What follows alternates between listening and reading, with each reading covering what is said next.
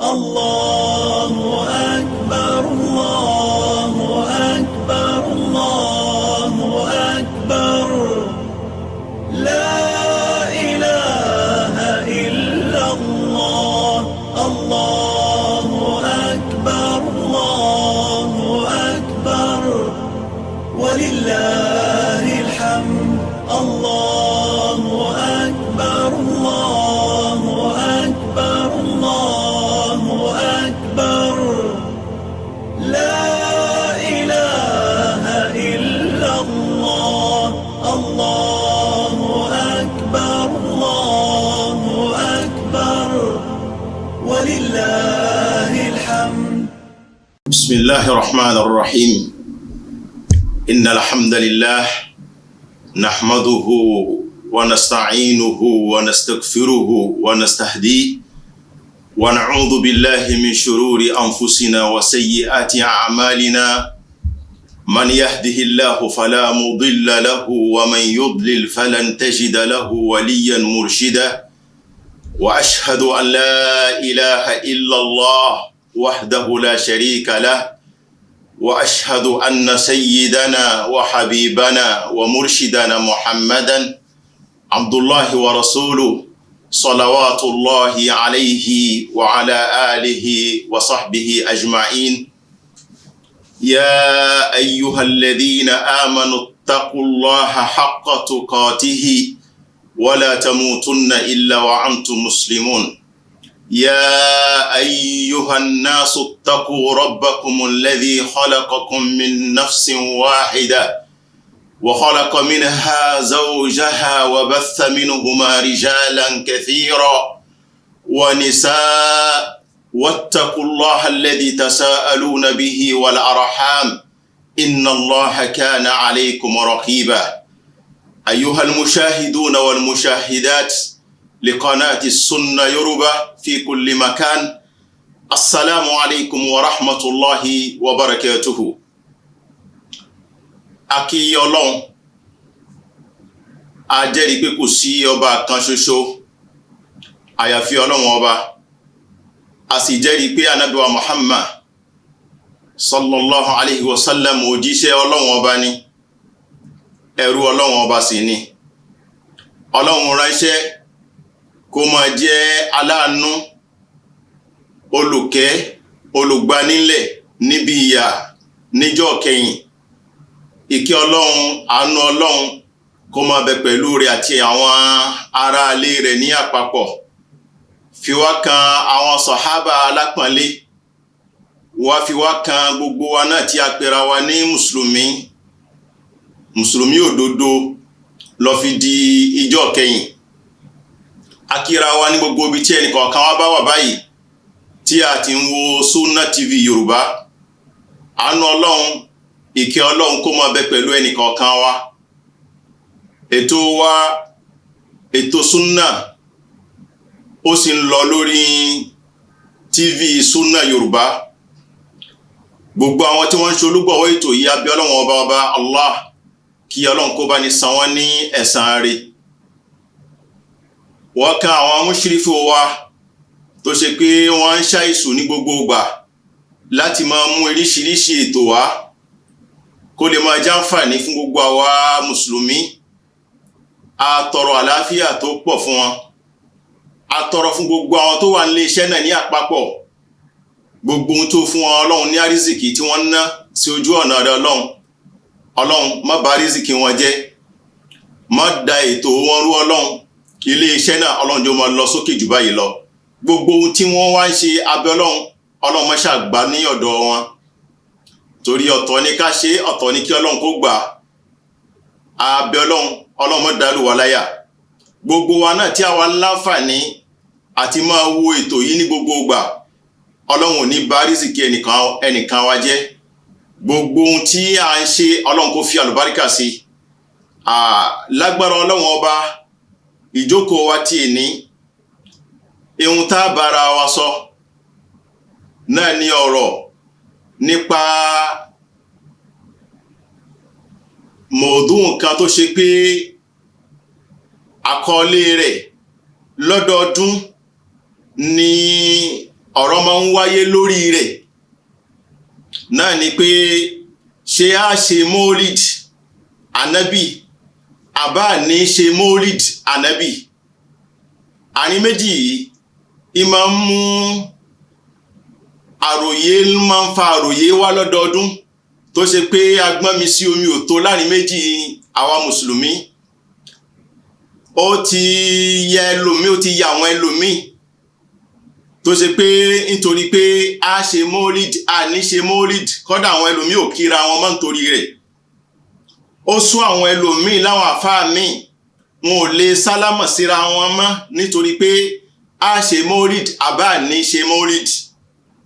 gbogbo ìgbà tí a bá ti wọnú oṣù Rabiul Awwal tó ṣe pé awuyewuye ni láàrin méjì àwa mùsùlùmí, gbogbo àwọn nǹkan yìí ló sì fẹ́ àlàyé.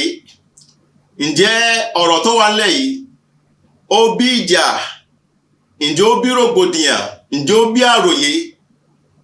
àwọn tí wọ́n ní a lè ṣe kí ni wọ́n gbójúlé? àwọn tó sì sọ pé kò lè ṣe a lè ṣe kí làwọn náà dì mú?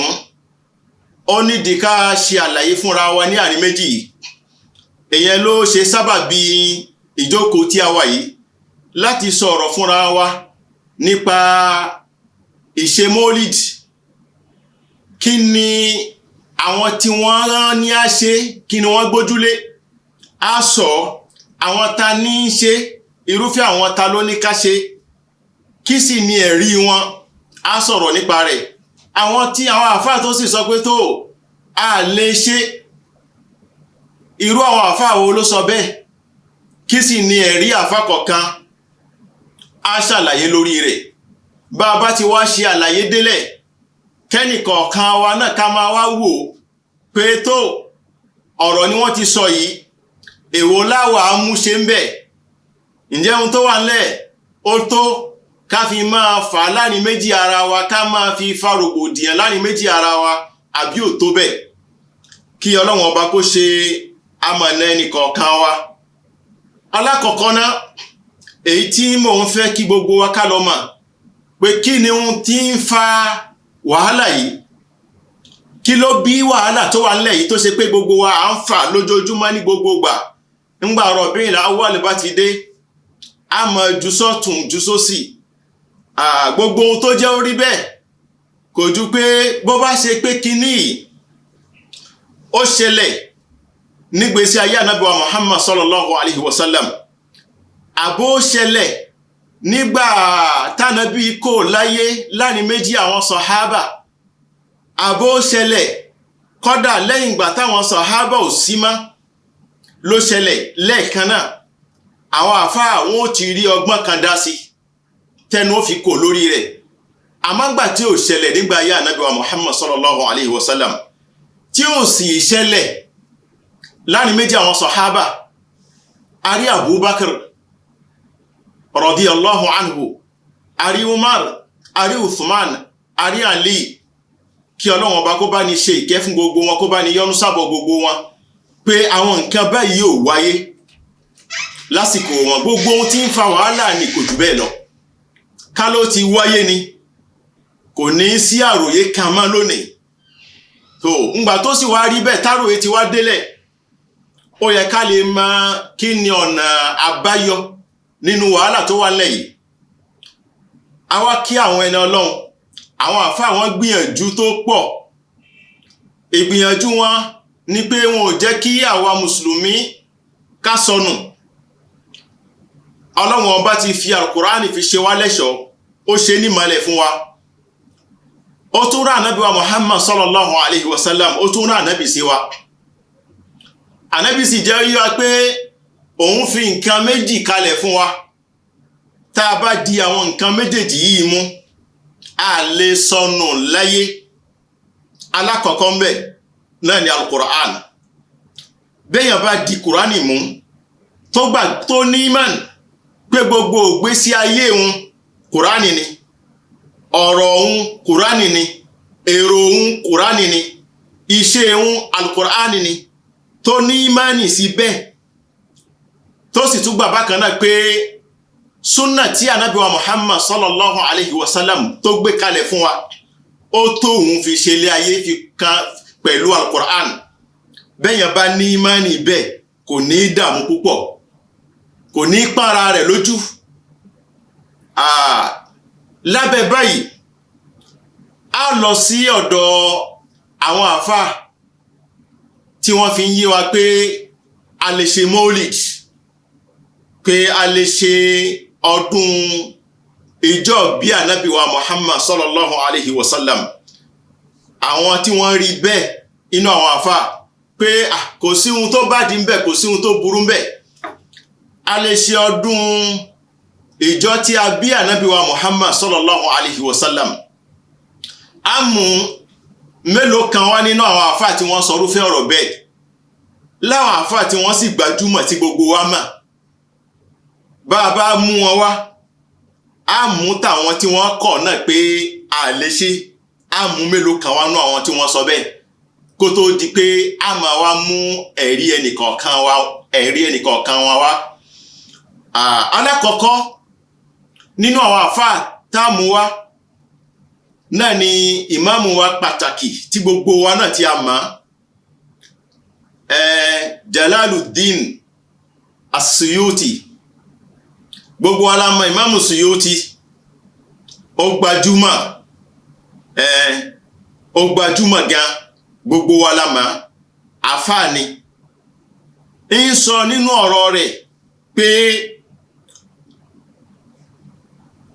indi anna asla amal al-mawlid alladhi huwa shima'u an-nas ó ní lọ́dọ̀ òun ìpìlẹ̀ mọ́lídì ṣíṣe tó ṣe pé a mọ̀ sí ìkó àwọn ènìyàn jọ ishtima'u an-nas tó ṣe pé ìkó àwọn ènìyàn jọ ìpéjọ àwọn ènìyàn wa qira'atu ma tayassara min al-Qur'an kí wọ́n sì máa ka kí wọ́n péjọ kí wọ́n máa ka èyí tó rọ̀ wọ́n lọ́rùn nínú al-Qur'an ìyẹn pé kí wọ́n mú ohun tó bá wù wọ́n nínú al-Qur'an níjókòó ní kí wọ́n máa ka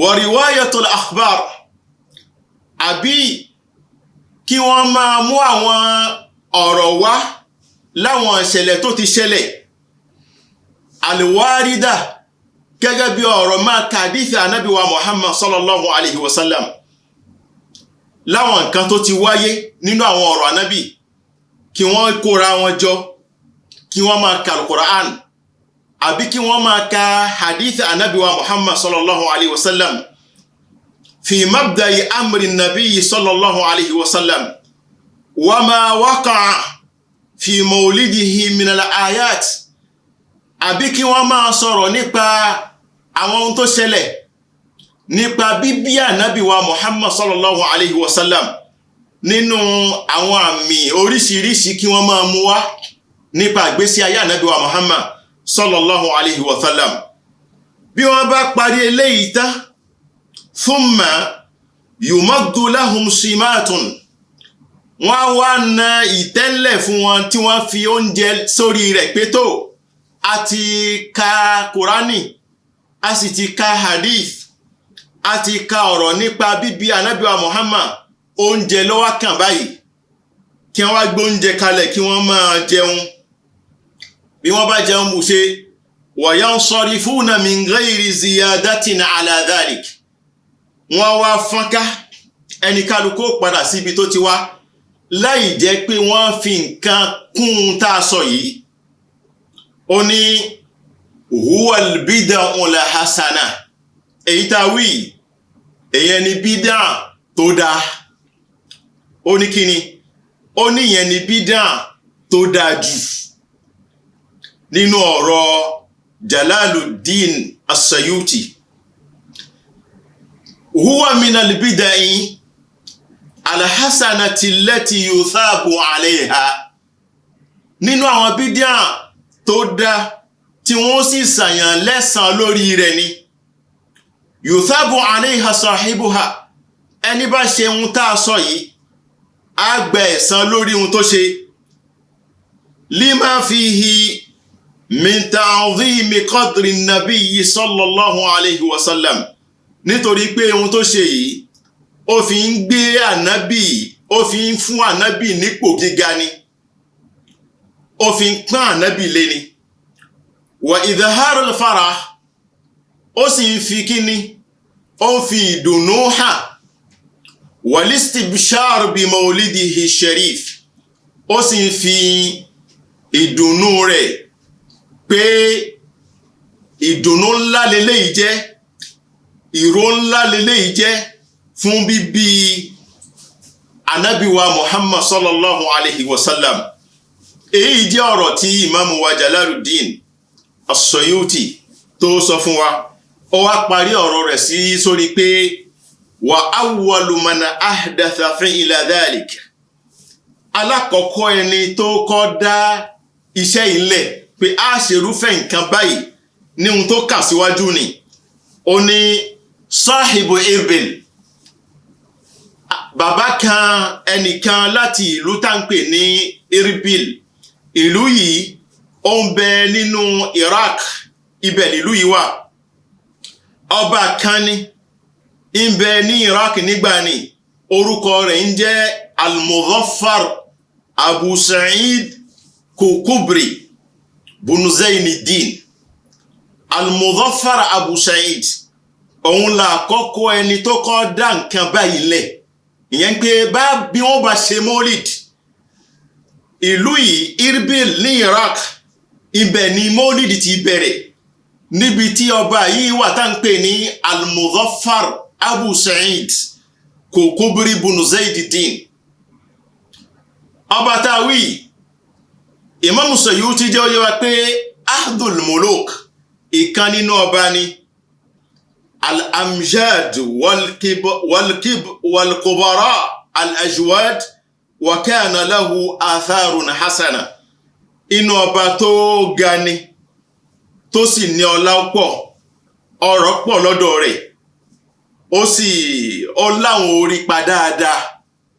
Ẹni tá ń sọ yìí ìgbà wo ni wọ́n bí? Lẹ́yìn ìgbà tá a ṣe wádìí a rí pé wọ́n bí ní ọdún 1153 ni wọ́n bí arákùnrin 1153. Ìyẹn ń pè ìṣẹ̀lẹ̀ yìí ó ṣẹlẹ̀ bí ká máa pè ní bí ọgọ́rùn ọdún márùn-ún lẹ́yìn ikú ànábì wa Muhammad sallallahu alayhi wa sallam ní ìṣẹ̀lẹ̀ yìí ìṣẹ̀lẹ̀. Ẹ máa ẹ wo iye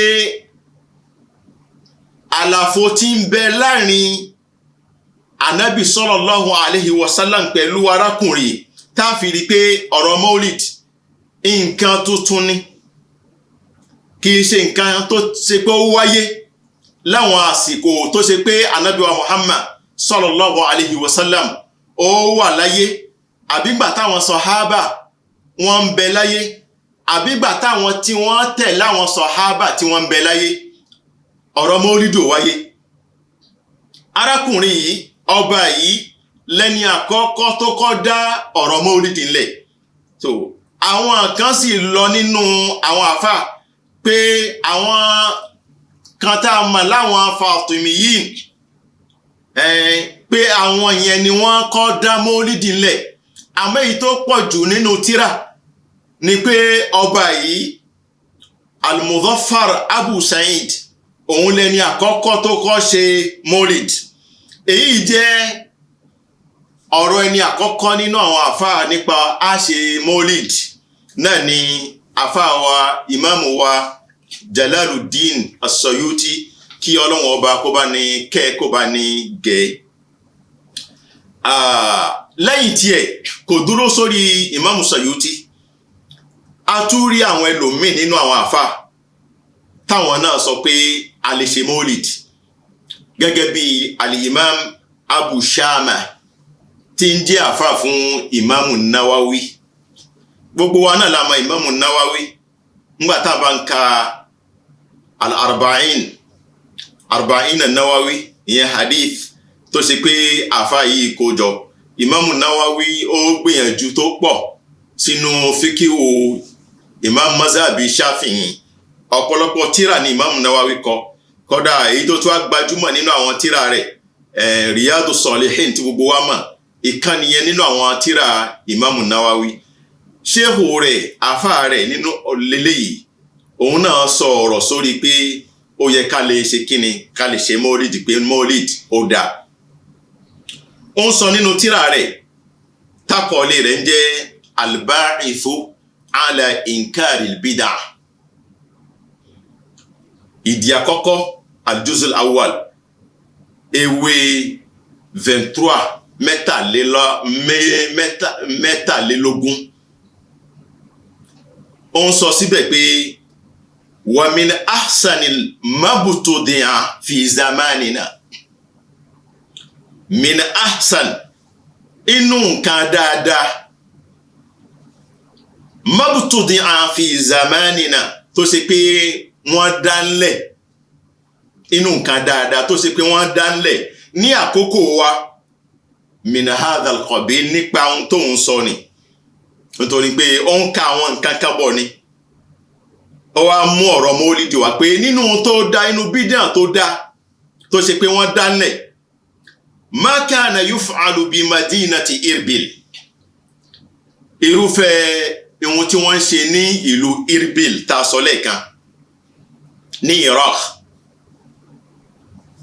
Kullu amin fil yawmi al-muwafiq li yawmi mawlidi an-nabiy sallallahu alayhi wa sallam. Wọ́n máa ṣe ní gbogbo ọdún láwọn ọjọ́ tó bá ṣe pé ó ṣe déédéé ọjọ́ bí Ànábì wa Muhammad sallallahu alayhi wa sallam. Kí ni wọ́n ṣe? Minas sadaqati, wọ́n ṣe àwọn sàárà, wal ma'rufi, wọ́n sì ń ṣe dáadáa, wa idhari zina, wọ́n sì fi ẹ̀ṣọ́ hàn, wa sururi, wọ́n sì fi ìdùnnú náà hàn. Fa inna dhalika ma'a ma fihi min al-ihsan. Ihun tá a sọ yìí pẹ̀lú dáadáa, nǹkan dáadáa tí ń bẹ́ẹ̀ ila al-fuqara, dáadáa tí ń bẹ́ẹ̀ tí wọ́n ń ṣe sáwọn aláìní. Mash'arun bi mahabbati nabi, èyí ìkan ló jẹ́ nínú ìmọ̀ fi ìfẹ́ ànábì wa Muhammad sallallahu alayhi wa sallam fi hàn. Wa ta'dhimuhu, ìkan ló jẹ́ nínú ìmọ̀ gbé ànábì ga. Wa jalalatuhu fi qalbi fa'ilihi, àti títóbi ànábì ní ọkàn ẹni tí bá ń ṣerúfẹ́ kan bẹ́ẹ̀. Wa shukran lillahi, ọpẹ́ dúdú ló sì jẹ́ fún Ọlọ́run, ala ma manna bihi, ní oore tí Ọlọ́run ọba ṣe, min ijadi rasulihi alladhi arsalahu, lórí pé Ọlọ́run ọba fi ànábì, ó ṣe ànábì fún wa, lánàbì tó rán sí wa, kó máa jẹ́ rahmatan lil alamin, kó máa jẹ́ olùmọ̀nà fún gbogbo, kó máa jẹ́ ìkẹ́ aláàánú fún gbogbo àgbáyé. Wa kana awwalu man fa'ala dhalika, òun náà wá bẹ̀rẹ̀ rọ pé ẹni àkọ́kọ́ tó kọ́ ṣerúfẹ́ nǹkan bẹ́ẹ̀. Ìyẹn jẹ́ àlàyé tí Abu Shama tóun náà ṣe ń pé bídíà dáadáa náà ni mọ́lídì jẹ́. Ó jẹ́yàn méjì, àfáà méjì tá a mú wá nínú àwọn àfáà tí wọ́n sọ ọ̀rọ̀ nípa ṣíṣe mọ́lídì. Ìmáàmù wa Ibn Kathir ad-Damashqi, òun náà ó gba ọ̀rọ̀ tó jọ bẹ́ẹ̀ wá, kì í ṣe pé ó ń ṣe o, àmọ́ nínú al-Bidaya wa Nihaya tíra rẹ̀ ni òun náà gbarúfẹ́ ọ̀rọ̀ tó jọ bẹ́ẹ̀ wá, ń pé wọ́n ń ṣe mọ́lídì nínú Rabi'il Awwal, wọ́n a sì máa kójọ, torí pé àwọn èèyàn máa kójọ, wọ́n máa ṣe, ó dérúkọ ọba yìí bákan náà. Nínú àwọn àfáà tó ṣe pé wọ́n lọ sórí bẹ́ẹ̀ lórí ṣíṣe, a tún ní ìmáàmù wa Ibn Hajar al-Asqalani, òun náà sọ ohun tó jọ bẹ́ẹ̀, ó pè ń pé ó fi yé wa pé aslu amalil mawlid bid'atun lam tunqal an ahad min as-salafi salih.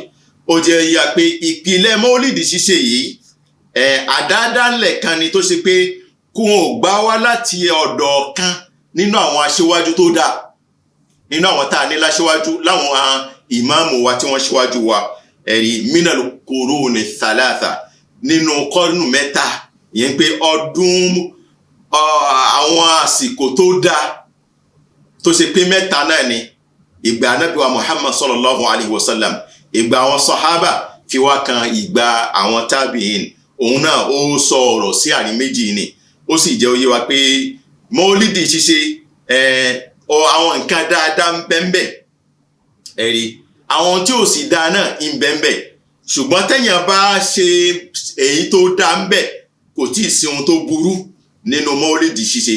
Tó bá di pé ó ṣe ohun tí ò dáa ń bẹ̀ èyàn ló burú, ló jẹ́ àwọn nǹkan tí Ibn Hajar al-Asqalani tóun náà sọ̀rọ̀ sí. Inshallah a ní ìsinmi díẹ̀ kan, a wá padà sórí ọ̀rọ̀ àwọn tí wọ́n sọ pé mọ́líd kò dáa, a kà tí wọ́n náà fún wa ní agbára Ọlọ́run Ọba, kí Ọlọ́run kó ṣe amọ̀nà ẹnìkọ̀ọ̀kan wa, kó ṣe àlékún mímọ̀ fún wa, àlékún àgbọ́yé kí Ọlọ́run kó ṣe fún wa. Wassalamu alaikum wa rahmatullahi wa barakatuhu. Allahu akbar, Allahu akbar, Allahu akbar. La ilaha illa Allah. Allahu akbar, Allahu akbar. Walillahil hamd. Allahu akbar, Allahu akbar, Allahu akbar. La ilaha illa Allah. Allahu akbar, Allahu akbar. Walillahil hamd. So kí Ọlọ́run, a yin Ọlọ́run, a yòǹbó Ọlọ́run, atọrọ ìkẹ́ àti ìgẹ̀ fún Ànábì wa Muhammad sallallahu alaihi wasallam tí Ọlọ́run ọba ṣe ní olùfinimọ̀nà fún gbogbo wa. Ìkẹ́ Ọlọ́run, àánú Ọlọ́run kó máa bẹ pẹ̀lú rẹ̀ àti àwọn sọ̀hábà ní àpapọ̀ fi kan gbogbo àwa mùsùlùmí tá ń tẹ̀lé orílànà wọn ní ti dáadáa lọ fi di ìjọ́ kẹyìn. A dúró sórí ọ̀rọ̀ àwọn tí wọ́n ní mọ́líd bídà ni, gbogbo wọn náà ni wọ́n gbà pé bídà ni, ṣùgbọ́n wọ́n rí pé bídà tó dáa náà ni mọ́líd. Kò sí àfà kan nínú àwọn tá a kà nínú àwọn àgbà àfà tí wọ́n sọ pé mọ́líd ó wáyé nígbà ayé Ànábì wa Muhammad sallallahu alaihi wasallam, àbó wáyé lásìkò àwọn sọ̀hábà, àbó wáyé lẹ́yìn ikú àwọn sọ̀hábà lásìkò àwọn tàbíìn. A rí pé gbogbo àwọn olùmọ̀ láwọn àgbà kò sẹ́nìkan tó sọrúfẹ́ nǹkan bẹ́ẹ̀. Ọ̀pọ̀lọpọ̀ àwọn náà wọ́n sì lọ sórí pé àdádálẹ̀ ni, ṣùgbọ́n àdádálẹ̀ tó dáa náà ni mọ́líd jẹ́. A wá bọ́ sọ́dọ̀ àwọn tí wọ́n kọ̀ pé mọ́líd kò dáa. Alákọ̀ọ́kọ́ àwọn ìmáàmù wa, àwọn àfáà wa, kí Ọlọ́run kó bá ní kẹ́ wọn, àwọn ṣẹ́kù wa Taqiyuddin Ibn Taymiyyah. Wọ́n sọ fún wa nínú tírà tá a mọ̀ ní Iqtida'us Siratil Mustaqim pé wa kadhalika ma yuhdithuhu ba'dun nas. Bákan náà nínú àwọn nǹkan tí apá kan àwọn ènìyàn tí wọ́n ń dálẹ̀, Imamu Dahatun lin-Nasara, inú tí mú wọn dálẹ̀ ìmá fara fi jọ àwọn Nasara, nítorí pé àwọn Nasara wọ́n máa ń ṣe ọjọ́ bí Ànábì Ìsá.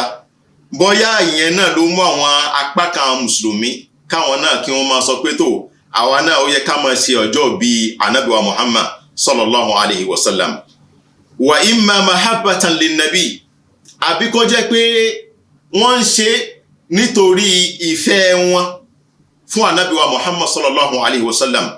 Wa ta'dhiman lahu, kó máa jẹ́ títóbi ìgbé Ànábì tóbi. Wallahu qad yuthibuhum ala hadhihi al-mahabba wal-ijtihad. Ó ṣeéṣe kí Ọlọ́run Ọba kó san wọ́n lẹ́san lórí ìfẹ́ yìí àti ìgbìyànjú wọn. La ala al-bid'in, àmọ́ kò sí ẹ̀san kan tí wọ́n gbà lórí àdádálẹ̀ tí wọ́n dálẹ̀ yìí. Min ittihadi mawlidin nabiyyi sallallahu alaihi wasallam 'idan, ń pé kí wọ́n máa mú ọjọ́ bí ànábì ní ìjọ ọdún makhtilafi nasi fi mawlidihi àti gbogbo wa tá sì mọ̀ pé ẹnu òkò láàrin méjì àwọn àfà sí ọjọ́ tí wọ́n bí déètì wo ni wọ́n bí gan ẹnu òkò sí ẹnu kò sórí pé yawmul ithnin ànábì gan sì jẹ́ ó yíwa pé ìjọ ithnin ìjọ lẹ́ndì ìjọ àtìní ìjọ nìní ọlọ́wọ́n ọba ìjọ nìní wọ́n bí wọn ó sì máa ń gba àwẹ̀ ọjọ́ yìí láti lè máa fi dú ọpẹ́ fún ọlọ́run ẹnu kò sórí bẹ́ẹ̀ àmọ́jọ́ ò ní wọ́n bí ṣé dùzù ni 12 Rabiul Awwal ni 13 Rabiul Awwal ni ẹnu òkò sórí ìjọ ni fa inna hadha lam yaf'aluhu salaf èyí tá wí pé ká máa ṣe ọdún ọjọ́ bí ànábì kò sẹ́ni tó ṣe nínú àwọn olùmọ̀ láwọn ẹni ọlọ́run tí wọ́n ti ṣíwájú ma qiyamil muqtada lahu kò sí ihun tí wọ́n lè fi ṣe ẹ̀rí kò sí wa adam limani minhu ihun tó lè kọ́ fún wọn ẹ̀rí walau kana hadha khayran mahdha tó wá ṣe pé nǹkan dáadáa lélẹ́yìn ni aw rajihan àbí ohun tí gbogbo wọn tí wọ́n gbà pé bó ṣe rí nìyẹn lakana salafu radiyallahu anhum ahaqqu bihi minna àwọn tá a sọ wọ̀nyí láwọn sàábí ànábì ni àbáwọn tabi'in ni tó ṣe pé wọ́n fẹ́ràn ànábì wọ́n sì tẹ̀lé ànábì àwọn ni wọn ò bá ṣe ihun tá a wí wọ́n ṣe jù wá lọ gan nítorí pé wọ́n fẹ́ràn ànábì èyàn jẹ́ ọ̀rọ̀ tí Sheikh al-Islam Ibn Taymiyyah tí wọ́n sọ fún wa nípa ọ̀rọ̀ Maulid pé a lè ṣe Maulid nínú àwọn tí wọ́n tún sọ bákan náà ọ̀kan náà àwọn ìmáàmù wa tó ṣe pé ara Maghrib ni al-Imam Ibn Hajj al-Maliki òun náà jẹ́ ó yé wa pé nínú kìtàbù rẹ̀ inú tírà rẹ̀ al-Madkhal ila tanmiyatil a'mali bi tahsinin niyyat wa tanbih ala ba'd al-bid'ah in sọnù tírà rẹ̀ pé wa min jumlati ma ahdathuhu nínú àpapọ̀ ohun tí wọ́n dánlẹ̀ minal bid'ah nínú àdándálẹ̀ ma intiqadihim anna dhalika min akbar al-ibadat wọ́n sì ní èrò pé ohun táwọn dánlẹ̀ yìí ìkan ló jẹ́ nínú tó tóbi nínú ìjọsìn wa idhari sha'air àti máa fi àwọn ẹ̀sìn Ọlọ́run ọba ìjọsìn Ọlọ́run ọba máa fi hàn ma yaf'alunahu fi shahri Rabi'il Awwal ihun tí wọ́n ń ṣe nínú oṣù Rabi'il Awwal minal Maulid inú pé à ń ṣe ọdún ọjọ́ bí Ànábì wa Muhammad wa mahtawa dhalika ala bid'in wa muharramati jumla àti ohun tí àwọn nǹkan yìí kó jọ nínú àwọn àdádálẹ̀ àti ohun tí Ọlọ́run ọba sì ṣe ní èèwọ̀ ó sọ ọ̀rọ̀ níbẹ̀ yẹn tó ọ̀rọ̀ rẹ̀ gùn jù bẹ́ẹ̀ lọ àmọ́ ṣókí ọ̀rọ̀ rẹ̀ náà nìyẹn nínú àwọn tí wọ́n tún kọ̀ bákan náà sheikh wa sheikh Abdulaziz Ibn Baz àwọn náà kọ̀ rahmatullahi alayhi àwọn náà kọ̀ ń pé Maulid kìí ṣe ohun tí a gbọ́dọ̀ ṣe kí ni ẹ̀rí wọn á padà dédé ẹ̀rí wọn sí nínú àwọn tí wọ́n tún kọ̀ bákan náà Sheikh Al-Uthaymin àwọn náà kọ̀ pé Maulid kìí ṣe ohun tá a lè ṣe bẹ́ẹ̀ bẹ́ẹ̀ lọ nínú àwọn àfáà tí wọ́n kọ̀ so fún àkókò fásìkò a lọ sórí kí làwọn ìjọ méjèèjì kí lẹ́nìkọ̀ọ̀kan wọ́n dì mú nínú ẹ̀rí àwọn tí wọ́n rí pé a lè ṣe kí lẹ̀rí wọn àwọn tó sì rí pé a lè ṣe kí ni ẹ̀rí tiwọn náà alákọ̀ọ́kọ́ àwọn tí wọ́n sọ pé ó wà jaiz pé a lè ṣe Maulid a lè ṣe ọjọ́ bí ọdún ọjọ́ bí Ànábì wa Muhammad sallallahu alaihi wasallam wọ́n ní alhasilu min al-ihtifal kí là ń wá níbi ọdún ìṣíṣe ishtima'u ta'ifa min a'mal al-khair a ń fẹ́ láti rí pé a ṣe àpapọ̀ àwọn iṣẹ́ dáadáa wa minha qira'atu sira al-'athara ká máa ka ọ̀rọ̀ nípa ìgbésí ayé Ànábì wa Muhammad ká máa mú síra ànábì wa Muhammad ká máa kà fúnra wa, ká máa mú ròyìn ànábì wa Muhammad, ká máa sọ̀rọ̀ nípa iṣẹ́ ànábì wa Muhammad, ká máa sọ̀rọ̀ nípa dáadáa ànábì wa Muhammad, wassalatu ala al-habib, ká sì máa tọrọ àsàlátù, ká máa ṣe àsàlátù fún ànábì wa Muhammad, wa inshadul qasaid, bákan náà ká máa kun orin mádùhù, ká máa fi yin ànábì, wa it'amu ta'am, ká máa fún àwọn èèyàn lóúnjẹ jẹ, wa nush, ká sì máa fáwọn èèyàn, ká máa sọ̀rọ̀ Ọlọ́run fáwọn ènìyàn, wal wa'z wal irshad, ká máa fáwọn èèyàn ní ẹ̀kọ́ nípa ọ̀nà mà, ká sì máa ṣe wáàsí fún wọn. Gbogbo ohun tí táwọn fẹ́ látara Maulid kò jù bẹ́ẹ̀ lọ. Kí wá ní ohun tó burú nínú ohun tí a kà kalẹ̀ yìí? Èyàn jẹ́ ẹ̀rí àkọ́kọ́ tí àwọn tó sọ pé a lè ṣe Maulid tí wọ́n mú wá. Nínú ẹ̀rí tí wọ́n mú wá bákan náà, wọ́n ní ikhtifalu nabiyyi bi maulidihi, pé anábì sallallahu alaihi wasallam òun gan fúnra ara rẹ̀, wọ́n lánàbì fúnra ara rẹ̀, ó ṣe Maulid ara rẹ̀. Kí lánàbì fi ṣe Maulid? Wọ́n ní kana yasumu yawm al-ithnain, nítorí pé anábì máa ń gba àwẹ̀ ọjọ́ ithnain.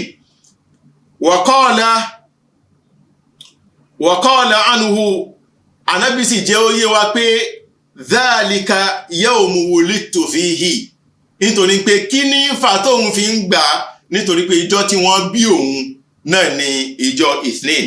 Ìyẹn pé wọ́n lọ lórí pé ànábì ó ti ṣe Maulid ara rẹ̀ kó tó kò láyé látara pé ń gba àwẹ̀ ìjọ ithnain.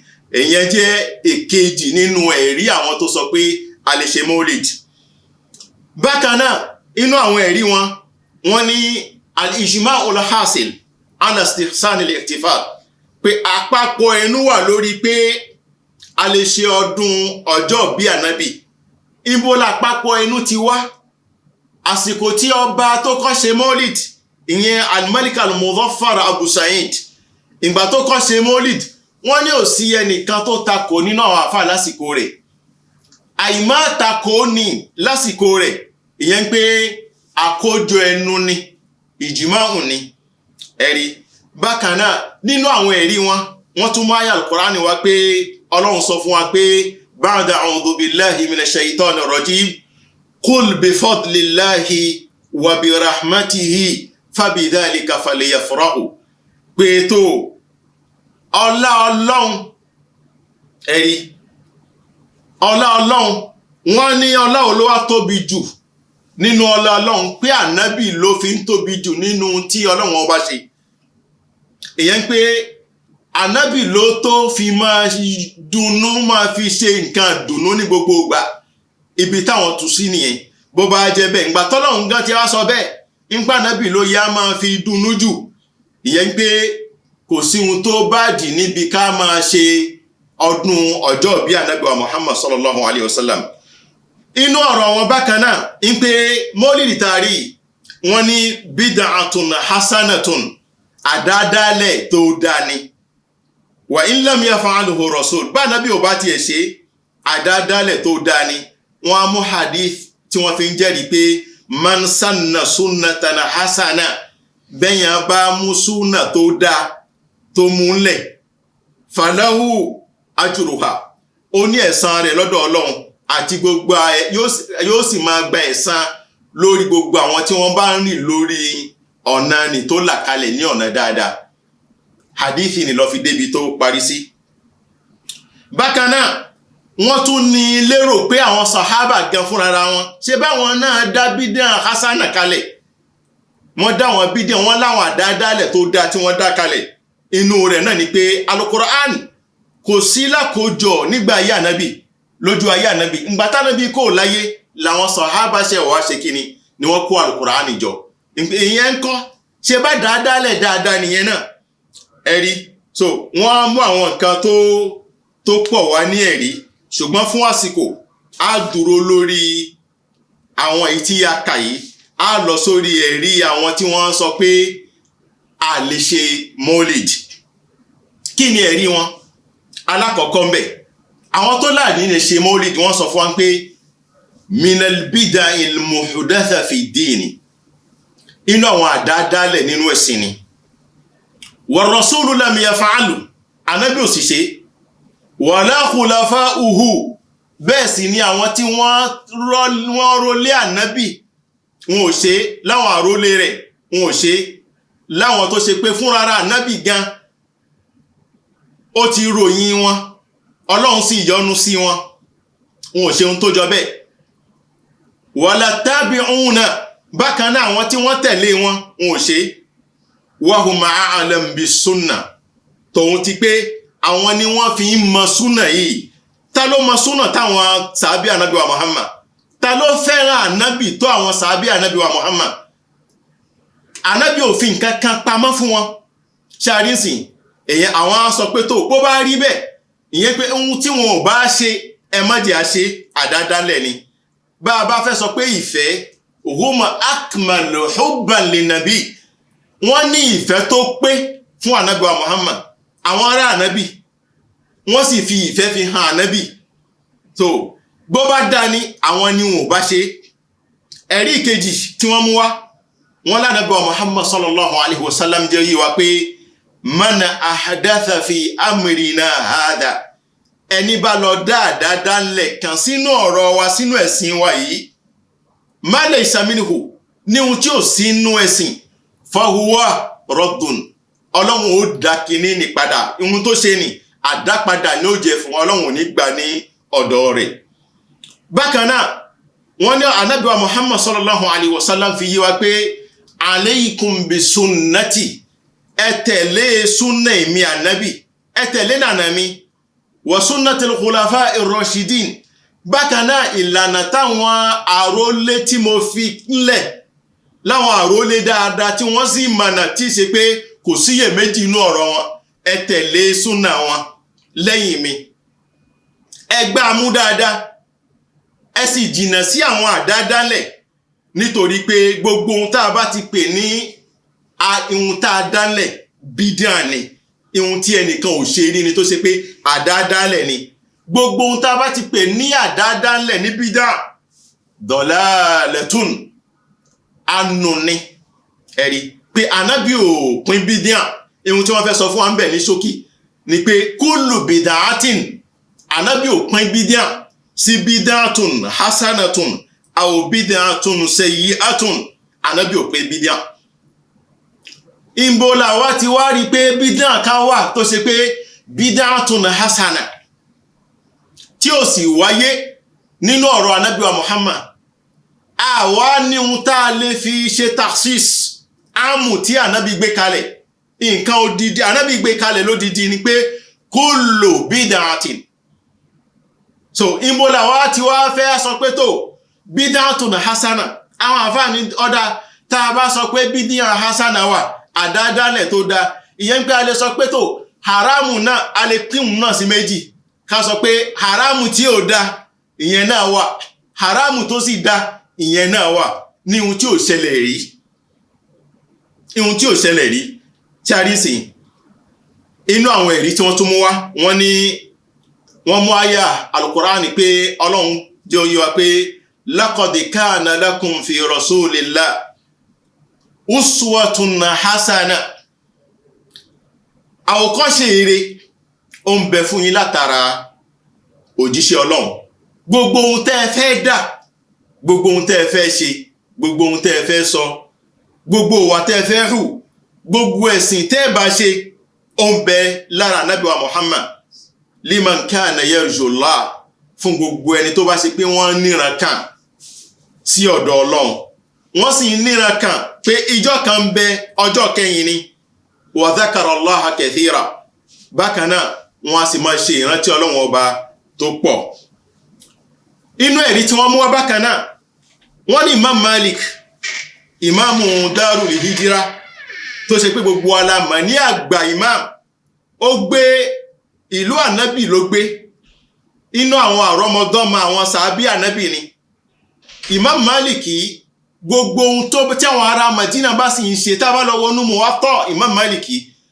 ọ̀pọ̀lọpọ̀ nínú táwọn ará Madina ń ṣe Imam Maliki máa fi ń jẹ́rìí ọ̀rọ̀ pé àwọn ará Madina ṣe báyìí ní gbogbo wa náà ta ka usulul fiqh a rí pé wọ́n sọ fún wa pé àwọn Malikiya nínú àwọn nǹkan tí wọ́n fi ń jẹ́rìí ọ̀rọ̀ ni pé amalu ahlil madina iṣẹ́ àwọn ará madina gbogbo ohun tí Imam Malik wá kọ sínú Muwatta pẹ̀lú gbogbo ọdún tó fi kọ Imam Malik ò mú àyè kan wá tí fi wọ́n sọ̀rọ̀ fún wa nípa al-ihtifalu bi mawlidi nabi sallam.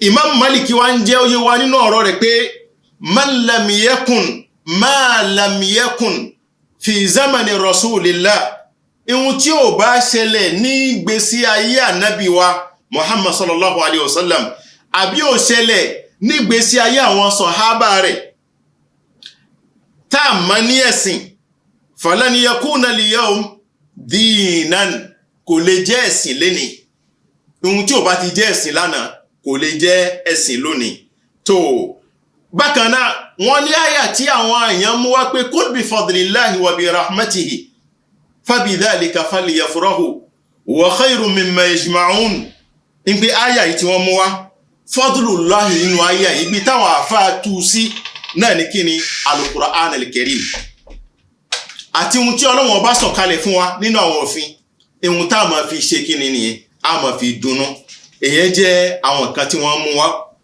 mú wá fún wa nínú àwọn ẹ̀rí wọ́n sì mú ọ̀rọ̀ Imam Shatibi wá ọ̀kan nínú àwọn àgbàfà tó ṣe pé Maliki lòun náà ó fi yé wa pé ọ̀rọ̀ Ànábì wa Muhammad sallallahu alaihi wasallam Ànábì ti jẹ́ wa pé gbogbo ohun tí bá ti ń jẹ́ bídà àdádálẹ̀ pé ọ̀nà ànú ni kìí ṣe ọ̀nà tí mùsùlùmí lè tọ̀ kò sì sí nǹkan kan tó pín bídà sí ọ̀nà méjì àmọ́ wọ́n tún mú ọ̀rọ̀ wá bákan ní pé ohun táwọn tí tó lálẹ́ ṣe mọ́lì tí wọ́n sọ nípa pé àwọn sàhábà àwọn náà dáadáa ńlẹ̀ wọ́n kó al-Qur'ani jọ inú àwọn dọ̀rùríyàt ní Qur'ani kíkójọ wà nítorí pé tí wọn ò bá kó Qur'ani jọ ń gbà ní ǹjẹ́ wà lè rí Qur'ani lò lénìí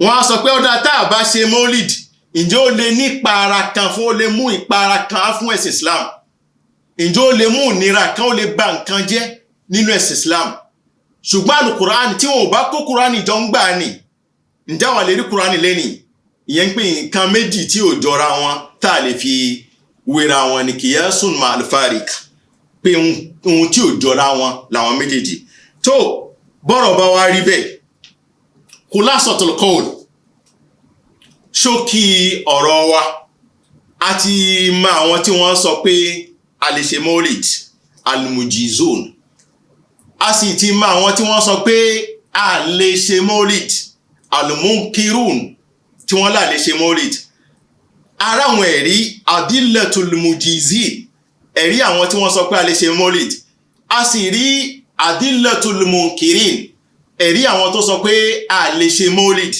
so káwa náà káwa gbé e wò láàrin méjì ara wa onílàákàyè ní gbogbo wa kò mú ìjà wá kò mú wàhálà wá kò mú ìbú wá kò mú fìtínà wá ẹ̀sìn Islam kìí ṣe ẹ̀sìn ìjà kìí ṣe ẹ̀sìn èébú kìí ṣe ẹ̀sìn máa dápara sí rẹ ni ìmọ̀ náà ni gbogbo rẹ̀ ó ti ní àkọọ́lẹ̀ so ìwọ bá rí pé èyí ló tẹ̀wọ̀n lọ́rùn títọ̀ ń sì rí pé eléyìí ló tẹ̀wọ̀n lọ́rùn tó kí gbogbo wa ká máa sin Ọlọ́run ọba bó ṣe yí wa mọ́ fi dìgbà tí a fi dé ọ̀dọ̀ Ọlọ́run tó dá ẹnì kọ̀ọ̀kan wa kò sí ìjà ń bẹ̀ rárá tí wa ni pé ká ṣe àlàyé rẹ̀ ká wá fi làákàyè wa ká fi tẹ̀lé gbogbo ohun tí a sọ ibi tá a parí ọ̀rọ̀ sí ni pé ọ̀tọ̀ ní ìmọ̀ ṣe ìrántí Ànábì wa Muhammad sallallahu alaihi wasallam ọ̀tọ̀ ní ká ṣe ọdún ọjọ́ bí Ànábì wa Muhammad Ọlọ́run tọrọ lọ́dọ̀ wa pé ká máa ṣe ìrántí Ànábì ó sì fi àmì rẹ̀ ńlẹ̀ fún wa tó ṣe pé a lè gbàgbé Ànábì nígbà kan bàbá pèrun a ṣe ìrántí rẹ̀ kò sírun tá pè a ṣe ìrántí Ànábì bá wà lẹ́nu ọ̀run ká tó sálámà a ṣe ìrántí Ànábì bá sálámà bù ṣe a ṣe ìrántí Ànábì kí wá ní ìdààmú tí a rí nísìn pé Ọlọ́run ti gbàdúrà ọ̀pọ̀ a lè gbàgbé Ànábì nígbà kan ọdún ṣíṣe ìṣe ọdún yìí ìyẹn nìkan ní jẹun tí ń dá wàhálà lẹ̀ tí ò fi sí àgbọ́yé lórí rẹ̀ tí gbogbo wa tá a bá sì panupọ̀ sórí pé tó ẹjá máa ṣe ìrántí Ànábì ó ti tó wa àbí ká máa gba àwẹ̀ yawmul ithnain. Ọ̀pọ̀lọpọ̀ ọ̀nà àwọn ẹlòmíì tó ṣe pé wọ́n ń jà lónìí pé dáadáa gbẹ́dọ̀ ṣe ọdún yìí, ẹlòmíì kì í gba àwẹ̀ yawmul ithnain, kò lè gba àwẹ̀ yawmul ithnain. Òun ló sì gbé àdákọ́rí pé tó dáadáa gbẹ́dọ̀ ṣe maulid. Ẹni tá ń sọ yìí kò bẹ́ẹ̀ bá bi ní pé tó kó sọ nǹkan kan fún yín nípa kó tiẹ̀ ka àwọn ọmọ ànábì, àbí kó ka àwọn ìyàwó ànábì, àbí kó ka mẹ́ta nú àwọn sàábí ànábì pẹ̀lú orúkọ wọn, kò lè rí kà. Òun ló sì takú yìí pé dandan a gbọ́dọ̀ ṣe ọdún ọjọ́ bí ànábì. Èwo ló wá tóbi nínú méjèèjì? Ṣáàrí ní sí pé àwa mùsùlùmí á fi nǹkan tó jọ̀rọ̀ yàn ńlẹ̀, à ń dì mọ́ ohun tí kìí ṣe ọ̀rọ̀ yàn, àwa ń jà nídìí ohun tí kìí ṣe ọ̀rọ̀ yàn. Ọ̀rọ̀ yàn ni ẹlòmíì ìrun rẹ̀ ò tí pé, kò mọ ìrun gan kí, fátíhà rẹ̀ gan kíkà kò ṣeé gbọ́ ní ìmámù míì, kí Ọlọ́run kó ṣàánú wa. Àmọ́ dandan gbọ́dọ̀ ṣe mọ́dúhù ànábì níjọ́ kejìlá nínú Rabiul Awwal. Ìyẹn nìkan ni problem tó sì jẹ́ pé ohun tó jẹ́ problem ó ń bẹ́lẹ̀. Abẹ́ra wa ọ̀rọ̀ nípa kíka ìgbésí ayé ànábì wa Muhammad sallallahu alaihi wasallam ó ṣe pàtàkì. As-siratun nabawiyya kò lásìkò, kò níjọ́, kò lọ́dún. Ẹ má jẹ́ a máa retí oṣù Rabiul Awwal àbí ká máa retí ọdún kan náà kó tó di pé a máa ka ìgbésí ayé ànábì wa Muhammad, kó tó di pé a máa ṣe àwọn musabaqah, ìmá gbé ẹ̀bùn ńlẹ̀ lóríṣiríṣi láti lè máa fi bí àwọn ọmọ, fi máa kọ́ àwọn ọmọ nípa ìgbésí ayé ànábì wa Muhammad. Kí ni ìwà ànábì? Báwo lànábì ń sùn sí? Báwo ní ń jí sí? Báwo ní ń rìn sí? Báwo ní ń jẹun gbà? Báwo ní ń wọṣọ gbà? Àwọn àdúrà wo lànábì ń ṣe? Kí ni ìgbésí, kí làwọn ìwà ànábì? Báwo àwọn ogun wo lànábì jà? Kí làwọn ẹ̀kọ́ tá kọ́ náà àwọn ogun tí ànábì jà? Báwo lànábì lò àwọn ìyàwó rẹ̀ sí? Báwo ló lò àwọn ọmọ rẹ̀ sí? Báwo ló lò àwọn ọmọ kéèké sí? Báwo ló lò ẹranko sí? Báwo ló lò ènìyàn sí? Báwo ní ti ń ṣe pẹ̀lú Ọlọ́run rẹ̀? Báwo ní kírun sí? Báwo ní gba àwẹ̀ sí? Àwọn nǹkan pọ̀ ńlẹ̀ tá a lè so mọ́ tó sì yẹ pé ká mọ̀. Ó ṣe pàtàkì, ṣùgbọ́n ọ̀pọ̀lọpọ̀ wa lénìí a ti fi ohun tó ṣe ọ̀rọ̀ ẹ̀yàn àti fílẹ̀. Lóòótọ́ àníyàn ó ṣe pàtàkì. A rí inú ọ̀rọ̀ Sheikh al-Islam Ibn Taymiyyah pé tó bá ṣe pé Ọlọ́run ó san àwọn tí ń ṣe lẹ́san, yóò san wọ́n lẹ́san lórí àníyàn wọn pé wọ́n fẹ́ràn ànábì, àmọ́ kìí ṣe lórí pé àdádálẹ̀ ni tí wọ́n dálẹ̀. A lè sọ pé àwọn tí wọ́n ń ṣe pé ètò wọ́n ti ṣe kèfèrí àbí káwá kàfàrà wọn, àṣìṣe nìyẹn. Ẹnìkan ò gbọ́dọ̀ kàfàrà ẹni tí ń ṣe ní pé kèfèrí ni, àbí ká torí ìyẹn fi yọ kó nú Islam pé kìí ṣe mùsùlùmí. La yukhriju minal millah. Àmọ́ ká mọ̀ pé tó irun tó dá jù bẹ́ẹ̀ lọ, tó sọ̀rọ̀ yẹn jù bẹ́ẹ̀ lọ, ó sì wà ńlẹ̀. Àbá mú yẹn ká mú ọ̀rọ̀ yẹn ká fi eléyìn lẹ̀, àbá méyìí tẹnu kò sí ká fi eléyìn lẹ̀. Nítorí pé ọ̀pọ̀lọpọ̀ ni wọ́n sọ pé ṣé ànábì kọ́ ni? Ẹ mú ẹ̀rí tí ànábì fi kọ́ wá, ẹ mú wá kárí. Táwọn àfáàsì kọ́ wa lẹ́kọ̀ọ́ pé ohun tí a bá rí ẹ̀rí fún nínú Islam ká dúró lórí rẹ̀ ni. Ọlọ́run ò ní jẹ wá ń yà nítorí pé a ṣe, nítorí pé a rí ẹ̀rí kan. Àmọ́ Ọlọ́run lè bi wá tá a bá ṣe ń pé kí lẹ rí tẹ́ fi lọ ṣe, kí ló rí nínú ọbẹ̀ tó fi wọrú ọwọ́. Ọlọ́run lè bi ẹ́. Nítorí bẹ́ẹ̀ kí Ọlọ́run ọba kó ṣe amọ̀nà ẹnìkọ̀ọ̀kan wa, kó ṣe àlékún àgbọ́yé fún ẹnìkọ̀ọ̀kan wa. Èyí jẹ́ àlàyé tí a lè ṣe fúnra wa nípa ọ̀rọ̀ ọdún ṣíṣe ọjọ́ bí ànábì wa Muhammad sallallahu alaihi wasallam.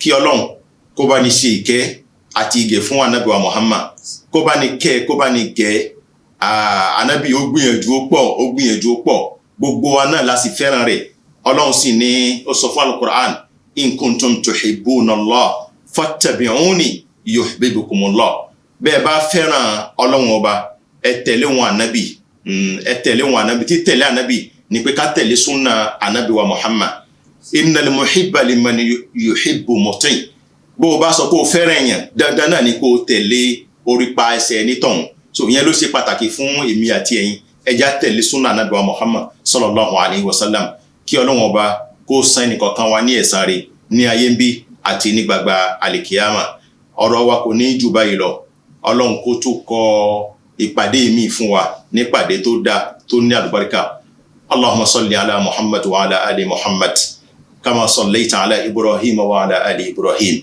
wa barik ala muhammad wa ala ali muhammad kama barakta ala ibrahim wa ala ali ibrahim fil alamina innaka hamidun majid wassalamu alaikum wa rahmatullahi wa barakatuhu. الله أكبر